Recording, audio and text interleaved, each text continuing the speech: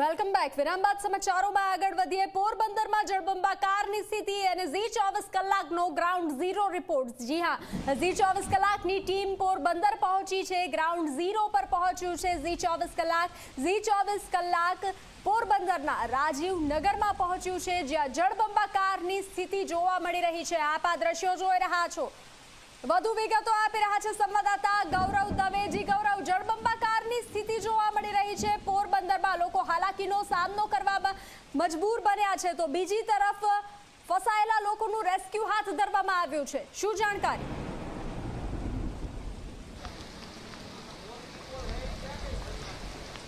ચોક્કસ જ બંસી, પોરબંદરની અંદર સતત 2 દિવસથી વરસાદ છે તે વરસી રહ્યો છે. ગઈકાલે સવારથી જે રીતના અનરાધાર વરસાદની શરૂઆત થઈ અને ત્યાર પછી હજુ વરસાદ છે તે ક્યાંક વિરામ લેવાનું નામ છે તે લેતો નથી. આપને દ્રશ્યો છે તે સીધા બતાવવાનો પ્રયાસ કરીશું કે જી 24 કલાકની ટીમ અત્યારે રાજીવનગર વિસ્તારની અંદર પહોંચી છે કે ત્યાં આપ જુઓ છો તે એક રસ્તો છે, પરંતુ ક્યાંક આ રસ્તા પરથી નદી પસાર થતી હોય તે પ્રકારના દ્રશ્યો અત્યારે જોવા મળી રહ્યા છે. તમામ જે ઘર છે તેની અંદર પણ 2 થી 3 ફૂટ જેટલા પાણી છે તે ભરાઈ ચૂક્યા છે. વાહન વ્યવહાર સંપૂર્ણપણે ઠપ છે તે થઈ ચૂક્યો છે. ગઈકાલે સવારથી જે રીતના વરસાદની શરૂઆત થઈ અને અત્યાર સુધીમાં અંદાજિત 18 ઇંચ કરતા વધુ વરસાદ છે તે વરસી ચૂક્યો છે અને હજુ પણ સતત વરસાદ છે તે વરસી રહ્યો છે. આગામી 2 દિવસ સુધી હજુ પણ ભારેથી અતિભારે વરસાદ જૂનાગઢ, પોરબંદર, દેવભૂમિ દ્વારકા અને ગીર સોમનાથ જિલ્લાની અંદર રહેવાની હવામાન વિભાગે આગાહી છે તે વ્યક્ત કરી છે અને તે જ પ્રકારે ફરી એક વખત પોરબંદરની અંદર વરસાદની શરૂઆત છે તે થઈ ચૂકી છે અને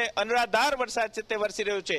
અનેક નીચાણવાળા જે વિસ્તારો છે કે ત્યાં જે લોકો ફસાયા હતા તે લોકોને પણ રેસ્ક્યુ છે તે કરવામાં આવ્યા છે. એનડીઆરએફની ટીમ છે તેને પણ ખડે પગે આ વિસ્તારની અંદર રાખવામાં આવી છે. ખાસ કરીને નગરપાલિકાઓની ટીમ છે કે તે પાણી નિકાલની પ્રક્રિયા છે તે કરી રહી છે, પરંતુ ક્યાંક પાણીનું ફ્લો છે તે એટલા પ્રમાણમાં વરસી રહ્યો છે કે પાણી છે તે જે સતત તમામ જે સોસાયટીઓ છે, નીચાણવાળી સોસાયટીઓ છે કે ત્યાં પાણી છે તે ભરાઈ ચૂક્યા છે. અનેક જે લોકો છે કે તેમના ઘર વખરીના સામાન છે તે પણ આ વરસાદને કારણે તેને પણ મોટા પ્રમાણમાં નુકસાની છે તે થઈ છે. જી 24 કલાકની ટીમ અહીં પહોંચી ત્યારે સ્થાનિક લોકો પણ તેમની મદદે છે તે આવ્યા છે અને અત્યારે મારી સાથે કેટલાક લોકો છે તેમની સાથે વાત કરવાનો પ્રયાસ કરીશું. કાકા, વરસાદ છે તે સતત વરસી રહ્યો છે. કેવો વરસાદ વરસ્યો અને કેવી મુશ્કેલી? અહીંયા બહુ વરસાદ સારો પડ્યો છે અને અતિશય મુશ્કેલી છે. માણસો ઘરમાં 2 ફૂટ ઉપર પાણી ભરાઈ ગયેલા છે, જેથી કરીને ઘર વખરીને બહુ નુકસાન થયેલું છે. શું કહેશો, રાજીવનગરની અંદર કેવી પરિસ્થિતિ?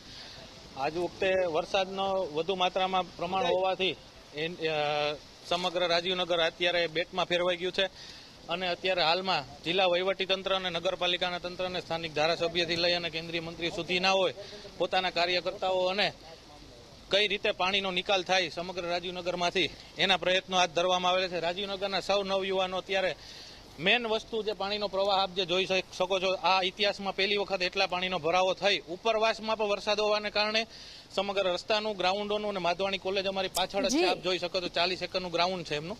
એ પાણીની સતત આવક રાજીવનગર ઉપર થાય છે અને પાણીનો જે નિકાસ છે સ્થાનિક ખાનગી કોન્ટ્રાક્ટરોના દબાણના લીધે અત્યારે પાણીની મુશ્કેલી ઉદ્ભવી રહી છે. તેની સામે લડવા માટે થઈ અને સમગ્ર રાજીવનગરના યુવાનો, એનડીઆરએફની ટીમો અને જિલ્લા વહીવટીતંત્ર અમને સપોર્ટ કરી રહ્યા છે અને અમે આપ જોઈ શકો છો અત્યારે તાત્કાલિક ધોરણે અમે પોતાની સ્વખર્ચે પોતાના મશીનો બોલાવી અને આ હિટાચી મશીનથી ચોખ્ખું કરાવેલું છે, આપ જોઈ શકો છો. ચોક્કસ જ મારી સાથે અન્ય લોકો છે. કેવો વરસાદ વરસ્યો છે અને ખાસ કરીને અત્યારે ઘરની અંદર પાણી ભરાઈ ચૂક્યા છે, લોકો કઈ રીતના જીવન જીવી રહ્યા છે? બહુ કઠિન પરિસ્થિતિ છે. માણસોને ખાવા જમવાનો બનાવવાનો પણ પ્રશ્ન થઈ રહ્યો છે, બરોબર છે. અને લગભગ 2 ફૂટ ઉપર તો પાણી કાલથી રાતના 2 વાગ્યાથી જ ભરાઈ ગયેલા છે. બહુ હાડમારી છે. જી બિલકુલ ગૌરવ.